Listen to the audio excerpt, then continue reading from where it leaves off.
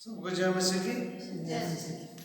तो हम आज परमेश्वर का वचन सीखेंगे कि और वो जाना पहचाना वचन पढ़ेंगे जो बाइबल का आधार है, और वह है यूहन्ना 3:16। उसमें लिखा है, सब बोलेंगे, क्योंकि परमेश्वर ने जगत से ऐसा प्रेम किया कि उसने अपना इकलौता पुत्र दे दिया, ताकि जो कोई उस पर विश्वास करे वह नष्ट ना हो परंतु अनंत जीवन पाए। तो देखो, परमेश्वर का लाख लाख धन्यवाद हो। और ये परमेश्वर का काम है। परमेश्वर ने 2020 साल पहले अपना इकलौता बेटा दिया, और मैं बहुत बार समझा दिया कि इकलौता बेटा एक ही परमेश्वर है, इकलौता ही बेटा है। और तीसरा उसका है, एक ही पवित्र आत्मा है, और वो इसलिए उसका नाम त्रिएक स्वामी है। और उसने अपना बेटा दिया, जो उस पर विश्वास करे नाश नहीं होगा। लेकिन हमें विश्वास क्या करना है? विश्वास आज मेरे मन में प्रभु ने डाला कि हम जो है ये विश्वास करें कि जो प्रभु यीशु मसीह ने खुद कहा, क्या कहा? यूहन्ना रचित सुसमाचार उसका 10 अध्याय और उसकी 30 आयत। क्या कहा?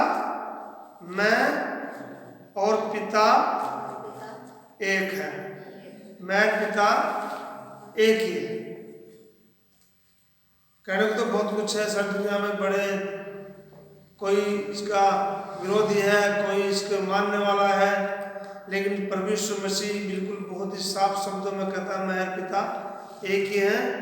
और फिर एक वचन और हम इस बात को जोड़ते हुए, यूहन्ना रचित सुसमाचार 14 अध्याय और उसकी 11 आयत में लिखा हुआ, मेरा विश्वास करो कि मैं पिता में हूँ और पिता मुझ में है, नहीं तो कामों ही के कारण मेरा विश्वास करो। अब बात चली विश्वास की। तो विश्वास हम परमेश्वर में कैसे करें? तो परमेश्वर में कहा, मैं पिता एक ही, क्योंकि यीशु दुनिया में आया और वो दुनिया में 33.5 साल रहा, और वो फिर सबके सामने मारा गया, बहुत बुरे तरीके से क्रूस पे चढ़ाया गया, फिर वो गाड़ दिया गया, फिर 30 दिन मुर्दों में से जी उठा। हम बाइबल में ये सब बातें पढ़ते हैं। बाइबल में ये सच्ची घटनाएं इसमें लिखी हुई, इसलिए ताकि हम हमारा विश्वास, हमारा भरोसा, हमारा संदेह खत्म हो जाए, विश्वास और भरोसा हम बिल्कुल अच्छे तरीके से कर सकते हैं। तो उसने कहा, मैं पिता एक ही है। तो उस तरीके से हम देखते हैं कि परमेश्वर अपने वचन में भजन संहिता 1 में क्या कहता है। भजन संहिता 1 में क्या कहता है? जब परमेश्वर में से कहते हैं, मैं पिता एक ही है। चाहे हम नए नियम की बात करें, चाहे हम पुराने नियम की बात करें, तो वो सब परमेश्वर का वचन है, और जिसको हमें जानना और सीखना बहुत ही जरूरी है। तो आप बोलेंगे भजन संहिता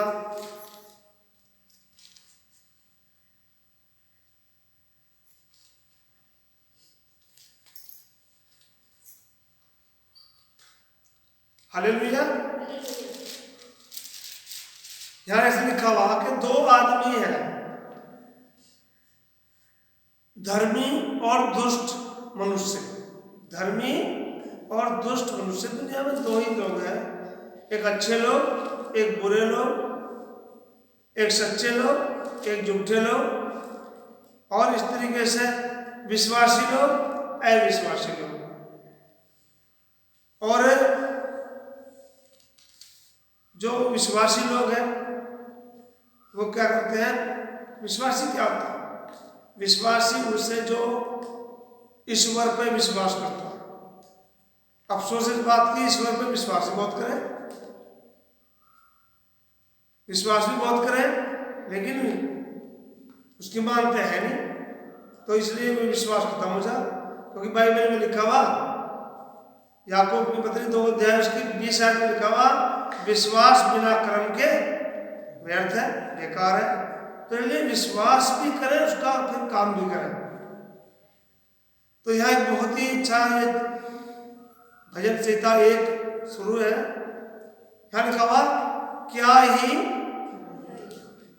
धन्य है वह पुरुष जो दुष्टों की युक्ति पर नहीं चलता। ये परमेश्वर कहता है, प्रभु यीशु मसीह कहते हैं, उसकी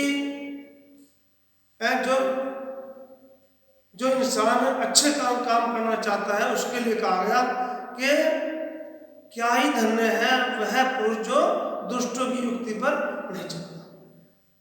युक्ति मतलब योजना, युक्ति एक मनो की सोच, अपने दिमाग में सोच लें भाई बुरे बातें, बुरी योजना बना करके फिर उसको रिलीज करते हैं। जैसे चलो भाई भांग पिएंगे, चलो बीड़ी पिएंगे, चलो शराब पिएंगे, चलो हम ताश खेल लेंगे, या हम चोरी करेंगे, या कुछ और काम करेंगे। इस तरह की जो योजनाएं बना के, ये बढ़ती तो जरूर है ना। और वो यहाँ पर भी उसको दुष्ट की श्रेणी में रखता है कि वो लोग दुष्ट सोच रखते हैं, दुष्ट सोच, और उनको दुष्ट सोच रखने वालों को दुष्ट ही लोग कहा गया।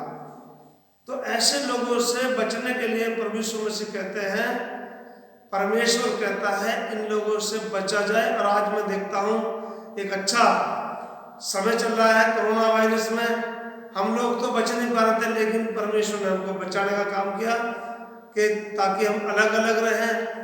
और मैं देखा शराब पीते हैं लोग झूठे बर्तन में, बीड़ी पीते हैं एक दूसरे की झूठी। आज झूठ का ही ऊपर लोगों के सब के मुंह पर क्या लगा दिया, मास्क लगा दिया है कि भाई कोई भी किसी का थूक भी जरा सा भी किसी के ऊपर ना पड़ना चाहिए। क्योंकि जब बोलते हैं जब भी एक दो बूंद तो छींट तो निकल ही जाती है। तो इसलिए परमेश्वर ने इन चीज़ों को कितने बड़े तरीके से समझाने को बात करी कि हम अलग अलग रहें। और अब तो खैर ऐसा नियम है कि हम 1 मीटर दूरी पर बैठे आपस में भी, हालेलुया। तो इसलिए हम दुष्टों की युक्ति से बचें जो इस तरह की। और अभी तो बीड़ी भी बहुत महंगी हो रही, और गुटखा भी 25 रुपये का बता रहा है, गुटखा 5 रुपये वाला। तो अब बहुत ही अच्छा समय है, हम दुष्टों की युक्ति से बच सकते हैं। मेरा मतलब कहने का यह है कि हम बच सकते हैं। अगर आज जो बचना चाहते हैं वो बच सकते हैं, क्योंकि आज परमेश्वर ने हमारे लिए है तो बहुत ही भयंकर बीमारी, और बीमारी भी भयंकर जिसे लग गई। अभी हमारे बोर्ड लगे हुए, उसको ना अंतिम यात्रा, ना अंतिम दर्शन है, और क्या ना अंतिम इच्छा, कुछ भी हम पूरी नहीं कर सकते। और ऐसी बीमारी है कि हम मरीज को मिल सकते हैं। तो इसलिए हम आज बड़े आराम से उस दुष्ट की चाल से बच सकते हैं। और ये नहीं बच रहे थे, इसलिए ये बचाने के लिए परमेश्वर ने ऐसा काम किया जिसका नुकसान भी बहुत हो रहा है हमारे देश को। और मैं देखता हूँ समाज में फायदा भी बहुत हो सकता है अगर लोग इसको सही समझें कि हमें दुष्टों की युक्ति पर नहीं चलना, अपने काम से काम रखें। और आगे लिखा हुआ, और न पापियों के मार्ग में खड़ा होता। वो आदमी जो अच्छा आदमी है, जो सच्चा आदमी है, जो अच्छा जीवन जीना चाहता है, वो पापियों को पता है ये लोग सही नहीं है और उनकी योजना गलत है, तो उन पापियों के मार्ग से खड़ा होना छोड़ देता है। यह है सत्संग का फायदा, यह है परमेश्वर की इच्छा, यह है परमेश्वर पर विश्वास करना। जो उस पर विश्वास करेगा, क्योंकि परमेश्वर को किसने देखा नहीं, परमेश्वर ने इकलौता पुत्र दिया, उसने आकर बातें किया और उसने आके वे काम किए जो कोई नहीं कर सकता। हमें अंधकार से निकाला, दलदल में से निकाला और बड़े बड़े चिन्ह और चमत्कार काम करके हमारे विश्वास को बढ़ाया। और हम प्रार्थना करते हैं, परमेश्वर हमारी प्रार्थनाओं को जवाब देता है। हालेलुया। इसलिए हम पाप के मार्ग में क्यों खड़े हैं? आगे लिखा, और न ठट्ठा करने वालों की मंडली में बैठता। कौन है ये? यह सच्चा आदमी है जो ठट्ठा करने वालों की मंडली में नहीं बैठता। हालेलुया। ये परमेश्वर चाहता है कि हम ठट्ठा करने वालों की मंडली में ना बैठे। अभी उनकी बात तो 1 अप्रैल का पता नहीं चला कहाँ गई, लेकिन 1 अप्रैल में लोग बहुत बेवकूफ बनाते थे, ठट्ठा मारते थे, झूठ बोलते थे और सोचते थे तो मजाक है, लेकिन हमने देखा उसमें बहुत नुकसान लोग अपना विश्वास घात करते थे, विश्वास का नाश करते थे, झूठ बोलना सीखते थे। लेकिन अब की बात तो पता नहीं चला। तो इसलिए हमें ठट्ठा करने वालों से परमेश्वर बचाना चाहता है, क्योंकि ये जिंदगी ठट्ठा नहीं है। जिंदगी एक गंभीर जीवन है जिसमें हमें बहुत कम समय में बहुत सारे काम करने पड़ते हैं। एक समाज को थामना, समाज को तैयार करना, समाज में एक अच्छा आदर्श बनना। लेकिन हमने देखा, और हम भी ऐसे ही थे, लेकिन परमेश्वर का बहुत बहुत धन्यवाद हो जिस पर परमेश्वर का अनुग्रह हो जाता है, प्रभु उसके साथ रहता है। और ऐसा लिखा, वो आदमी और क्या क्या करता है, कहेगा, परंतु वह तो यहोवा की व्यवस्था से प्रसन्न रहता है। परमेश्वर का जब भी उसको कहीं वचन मिले या उसको उसकी बात सुनने को मिले या उसके वचन को पूरा करने के लिए समय मिलता है, तो खुश होकर काम करता है। वो है अच्छा और धर्मी आदमी। हालेलुया। तो यहाँ लिखा, उसकी व्यवस्था अगर हम देखें तो मत्ती सुसमाचार 6:33 में लिखा हुआ कि पहले तुम परमेश्वर के धर्म और राज्य की खोज कर लो, तो ये सब वस्तुएं तुम्हें मिल जाएंगी। परमेश्वर के धर्म और राज्य यह है कि उसकी बात को माने और उस पर विश्वास करें और उसकी व्यवस्था से काम करने के लिए प्रसन्न रहे, खुश रहे और उसकी व्यवस्था पर रात दिन ध्यान करता रहता है। रात और दिन स्वप्न में भी प्रभु के काम करें हम। स्वप्न में भी अगर कोई हमारे साथ कोई बदतमीजी करे तो उसको हम परमेश्वर के वचन से समझाएं। स्वप्न में भी ऐसा हम दीवाने प्रभु के हो जाए, प्रभु ये चाहता है। और जागते तो हम रहते हैं, प्रभु की महिमा करें। और ऐसा करने से क्या होगा, मुझे यहाँ लगा 3 आयत में साफ इसका उत्तर लिखा हुआ, वह उस वृक्ष के समान है जो बहती नालियों के किनारे लगाया गया है और अपनी ऋतु में फलता है और जिसके पत्ते कभी मुरझाते नहीं। इसलिए जो कुछ वह पुरुष करे वह सफल होता है। यह है धर्मी आदमी का काम। और दुष्ट आगे लिखा हुआ पढ़ सकते हैं, दुष्ट बाइबल साफ कहते हैं, बाइबल का मतलब परमेश्वर साफ कहता है दुष्ट धर्मियों की मंडली में नहीं ठहरने का, निकल जाएगा, उसे अच्छी लगती। और वो क्योंकि उसे तो अपनी बुराई, जब तक वो बुराई नहीं करता, जब तक वो किसी को गिराता नहीं, बहकाता नहीं या किसी को गंदे बात में नहीं चलाता, तब तक उसे नींद नहीं आती, क्योंकि वो अपने काम में ज्यादा लगा हुआ है। लेकिन हम लोग पीछे रहते हैं अपने काम में। इसलिए हमें आगे बढ़ना है, हमें दुष्टों की युक्ति पे नहीं चलना, हमें पापों के मार्ग में खड़ा नहीं होना और ठट्ठा करने वाली मंडली में नहीं बैठना। हमें इस प्रकार परमेश्वर आज संदेश में देता है कि हम इन चीज़ों से बचें अगर हम विश्वासी हैं। हालेलुया। आप अपने सर को झुकाएंगे, प्रार्थना। दयालु अनुग्रहकारी परमेश्वर, हम आपके बच्चे आपके चरणों में हैं, आपकी उपस्थिति हमारे बीच में प्रभु जी।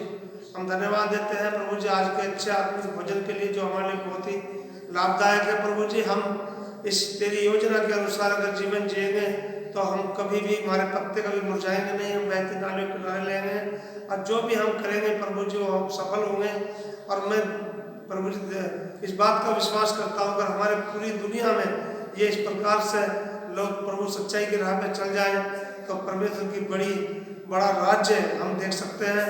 और फिर उसके बाद ये दुख क्लेश के झमेले और बहुत जो है हम नहीं देख पाएंगे, बल्कि बहुत आनंद के साथ जीवन को जी सकते हैं, क्योंकि हम अपने कर्मों का ही फल भोगते हैं और किसी दूसरे कर्मों का फल नहीं भोगते। इसलिए हमें परमेश्वर हमें समझाते, क्योंकि सारी दुनिया के मालिक ने सब कुछ बढ़िया बनाया है, इंसान को भी बहुत अच्छा बनाया, लेकिन इंसान ने अपने आप को गंदी बातों में डाल करके सारे वैभव को खो दिया, सारी महिमा को खो दिया। और आज परमेश्वर हमसे यही बात कहता है कि मेरे बेटे मेरी बेटियों मेरे पास आओ, मैं तुम्हें विश्राम दूंगा। थके मांदे बोझ से दबे लोगों मेरे पास आओ, मैं तुम्हें विश्राम दूंगा। अगर हम परमेश्वर के वचन को सुनेंगे और मानेंगे तो परमेश्वर हमें जरूर आशीष देगा, ये मेरा विश्वास है और मैं इन चीज़ों का गवाह हूँ। प्रभु आप सबको भी बहुत बहुत आशीष दे, यीशु प्रभु के नाम में आमीन।